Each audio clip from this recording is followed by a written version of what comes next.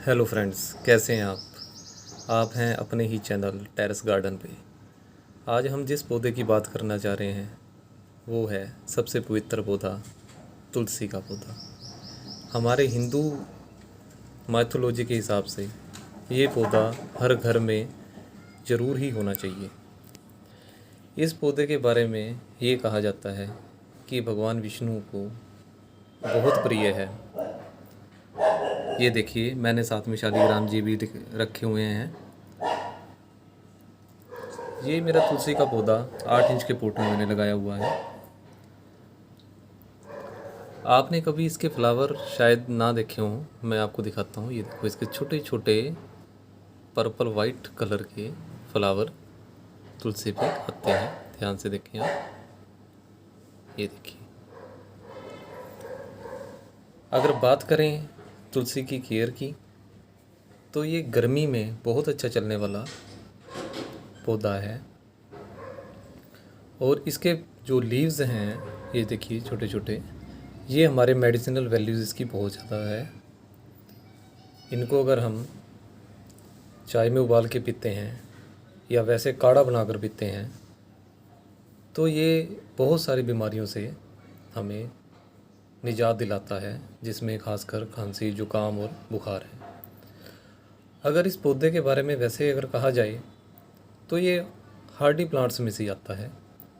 हमारे यहाँ का क्लाइमेट इसे अच्छी तरह से गर्मियों में ग्रो करने के लिए काफ़ी अनुकूल है। अगर हम इसकी मिट्टी की बात करें तो मिट्टी ये ध्यान रखनी चाहिए कि थोड़ी वेल ड्रेन्ड हो। 50% ऑफ गार्डन सोइल, 25% गोबर की खाद या वर्मी कंपोस्ट और 25% सैंड को अगर मिक्स करेंगे तो कोई भी मिट्टी जो होती है वो पोरस बन जाती है और वेल ड्रेन्ड बन जाती है। और अगर इसकी ये बात करें कि इसे धूप की रिक्वायरमेंट कितनी होती है, तो आप इसे फुल सनलाइट में रख सकते हैं। और जब बहुत ज़्यादा गर्मी हो जाए, जैसे जून में हो जाए या मई में, तो उस समय आप इसे थोड़ा सा ऐसी जगह पे रख सकते हैं जहाँ पे दोपहर की डायरेक्ट सनलाइट ना आए, तो उससे इसके पत्ते सड़ेंगे नहीं। और अगर इसमें हम देखें कि इसमें कोई कीड़ा वगैरह ना लगे, फंगस ना लगे, तो हम इसके अंदर फंजीसाइड का हम थोड़ा बहुत इस्तेमाल कर सकते हैं।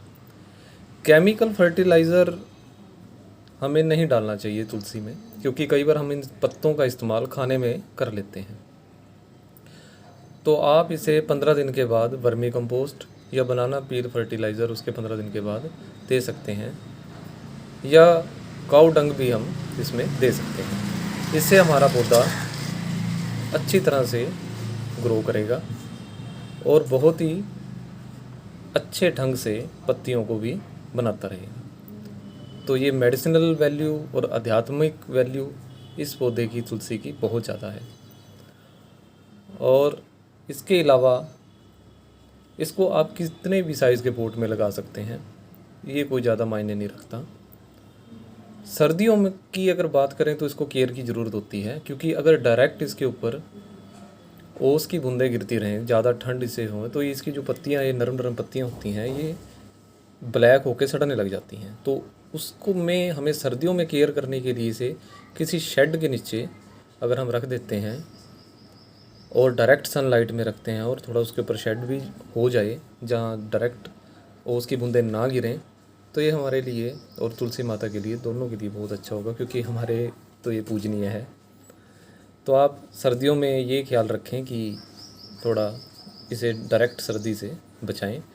तो ये बचाया भी जा सकता है इस पौधे को सर्दी में, क्योंकि कई लोग ये हमेशा कंप्लेंट करते रहते हैं कि हमारा तुलसी का पौधा सर्दियों में सूख गया।